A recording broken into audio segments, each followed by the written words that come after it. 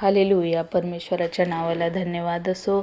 सगळेजण प्लीज प्रार्थनेला या, जॉईन व्हा प्रार्थनेला, कारण देवाला तुमच्यासाठी आज काहीतरी द्यायचं आहे. स्तोत्र याचा 5वा अध्याय. शीर्षक आहे दुष्टांपासून रक्षणाकरिता प्रार्थना. ही प्रार्थना दाविदाने केली आहे आणि मुख्य वाजतंत्राच्या साथीने ही प्रार्थना त्यांनी गायली आहे.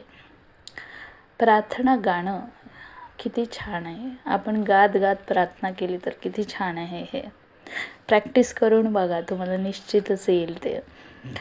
आणि इथे दावीद हा एक म्युझिशियन होता, म्हणून माझी अशी इच्छा आहे की मी पण गिटार वाजवण्यामध्ये आपला टाईम द्यावा.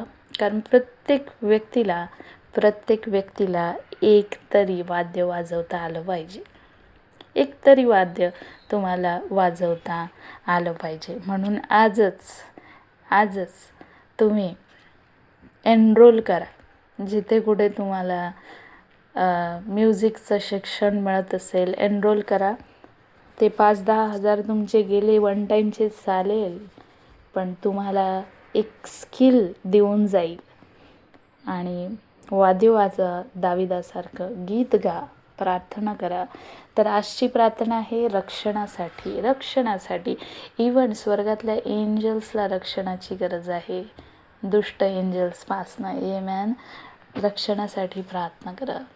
आमेन. रक्षणासाठी, आपल्या बिझनेसच्या रक्षणासाठी, आपल्या हेल्थच्या रक्षणासाठी, कुठल्या डिसीज, कुठला महारोग, कुठली पीडा आपल्यावर न यावी म्हणून प्रार्थना. आपण घराबाहेर पडत असू तर कुठला अपघात आपल्याला होऊ नये म्हणून प्रार्थना. आपल्या बिझनेसमध्ये आपण जी पेरणी केलेली आहे, आपण जे इन्व्हेस्ट केलेले आहे त्याच्या रक्षणासाठी, आपल्या बिझनेसच्या वाढीसाठी आपल्याला प्रार्थनेची गरज आहे.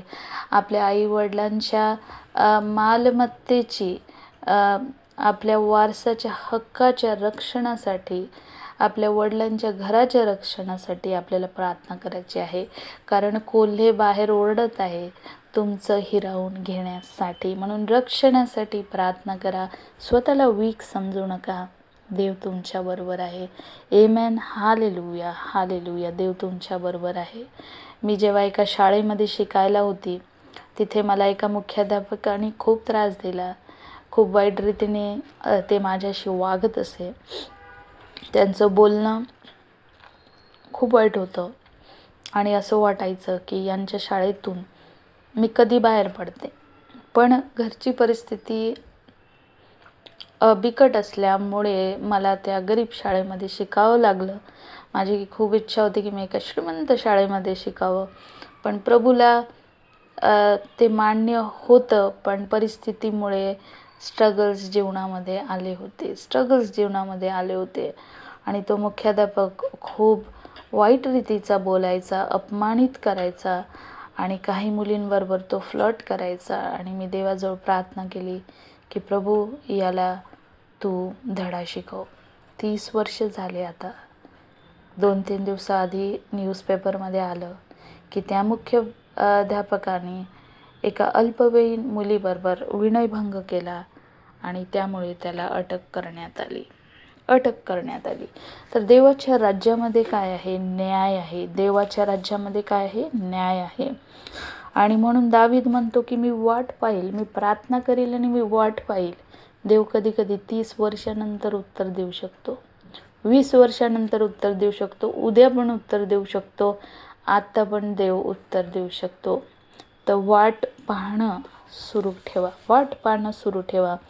आणि परमेश्वर दुष्टाची आवड धरत नाही. म्हणून जे लोक दुष्टपणा करतात, वयाच्या 60व्या वर्षापर्यंत तो माणूस दुष्टता करत होता, नावाचं फक्त ख्रिस्ती, पण दुष्टता करत होता. म्हणून देवाने त्याला आपल्या नजरेसमोरून काढून टाकलं आणि आज त्याची जागा त्या पोलीस स्टेशनमध्ये आहे. हालेलुया. मी तर तुझ्या प्रेमदयाच्या विपुलतेने तुझ्या घरात प्रवेश करीन. तुझ्या भयात असता मी तुझ्या पवित्र मंदिराकडे तोंड करून नमन करील. लोक तीर्थयात्रेला का तडपडत जातात? त्या मंदिराला स्पर्श करण्यासाठी, त्या मंदिरात पाय ठेवण्यासाठी किती त्यांना ओढ असते तिथे जाण्याची. पण आपण ख्रिस्ती लोक काय, आपल्याला ती ओढ आहे का? आज रिसेंटली मी एक व्हिडिओ पाहिला सेंट थॉमसचा. त्यांनी तामिळनाडूमध्ये एक चर्च बांधलं. देवाचे ते शिष्य होते, केरलामध्ये आले होते. त्यांनी देवाचं वचन तिथे पोहोचवलं आणि ते खूप सुंदर 2000 वर्षाआधी बांधलेली ती विहीर मी तिथे पाहिली आणि खूप मला आनंद झाला. देवाच्या मंदिराकडे पाहूनच आपल्याला देवाची आठवण झालीच पाहिजे. आपल्याजवळ देव आहेच, पण ते मंदिराकडे पाहिल्याबरोबर आपल्याला देवाशी कनेक्ट झाल्यासारखं, खूप स्ट्रॉंगली कनेक्ट झाल्यासारखं वाटलंच पाहिजे. तर जशी दाविदाला देवाच्या मंदिराची ओढ होती, तशी आपल्याला पण ती ओढ प्रभूने आपल्यामध्ये निर्माण करावी. Isn't that amazing? नमन करा त्याला, आमेन, नमन करा. हे होवा, माझ्या शत्रूंमुळे तू आपल्या न्यायीपणाने मला ने, तू आपला मार्ग माझ्या पुढे सरळ कर. सरळ कर, मार्ग सरळ कर. जे पण अडथळे आहेत मार्गामध्ये, आपण प्रभूला म्हणूया, तो मार्ग परमेश्वराने सरळ करावा. कारण त्यांच्या तोंडी काही सत्यता नाही. लोक आपल्याबद्दल असत्य बोलतात, देवाला ते माहीत आहे. त्यांचे अंतर्याम दुष्टपणा आहे, त्यांचा गळा उघडे थडगेच आहेत. काही लोक बसतात ना, माझे वडील ज्या दिवशी वारले त्याच दिवशी माझ्या काकांनी सगळ्यांसमोर माझा अपमान केला. आणि काय होतं प्रियांनो, जर कोणी आपला अपमान करतं, आपण त्या कंडिशनमध्ये नसतोच त्यांच्याशी भांडायला, राईट? कंडिशनमध्ये नसतो, दुःखामध्ये असतो. तर लोकांचे जे गळे आहेत ते उघडे थडगेच आहेत. त्यांना कळत नाही कुठे काय ते बोलतात. प्रभू हे सगळं वरून पाहतो. जे आपल्या जिभेने आर्जव करतात, हे देवा, त्यांना अपघाती आहेत. जे लोक अशा प्रकारची वागणूक तुमच्याशी करतात ते अपघाती लोक आहेत. अपघाती लोक आहेत. ते आपल्याच मसलतीत पडो, त्यांच्या अपराधांच्या विपुलतेने त्यांना ढकलून दे, कारण त्यांनी तुझ्या विरुद्ध बंड केले आहे. ढकलून देतो परमेश्वर डायरेक्ट पोलीस स्टेशनमध्ये अपराधांमुळे. म्हणून आपल्या लेकरांना देवाच्या वचनामध्ये राहणं शिकवणं खूप गरजेचं आहे. परंतु तुझ्या ठायी आश्रय घेणारे ते सर्व हर्षोत, ते सदा हर्षनाद करोत, कारण तू त्यांचे रक्षण करतोस आणि त्यांना तुझे नाव प्रिय आहे. ते तुझ्यामध्ये उल्हासोत, कारण तूच न्यायीला आशीर्वाद देशील. हे यहोवा,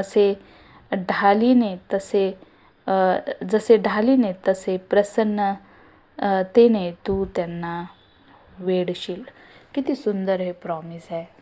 परमेश्वर तुम्हाला आशीर्वाद देणार आहे प्रियांनो.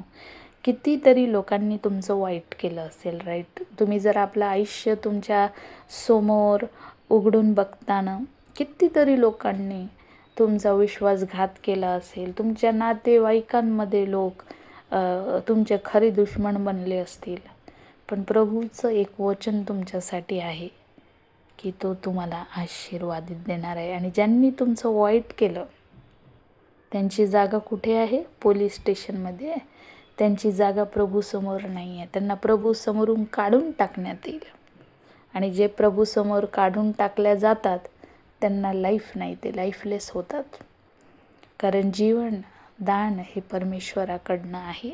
आणि ज्या लोकांनी तुमच्याशी अन्याय केला, तुम्हाला त्रास दिला, प्रभू त्यांना त्याच्या समक्षतेपासून दूर करणार आहेत आणि आशीर्वाद तुम्हाला देणार आहे आणि तुमची वाढ करणार आहे. तुमच्या बिझनेसमध्ये तुमची वाढ करणार आहे. तुमच्या प्रत्येक कार्यामध्ये परमेश्वर तुमची वाढ करणार आहे.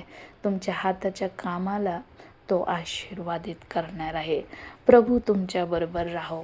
व्हिडिओ बघितल्याबद्दल तुमचं मनपूर्वक आभार मानते आणि या चॅनलसाठी प्रार्थना करा की या चॅनलची परमेश्वराने ग्रोथ करावी आणि जास्तीत जास्त लोकांना परमेश्वराचं वचन मराठीमध्ये मिळावं म्हणून. Praise the Lord, glory to God.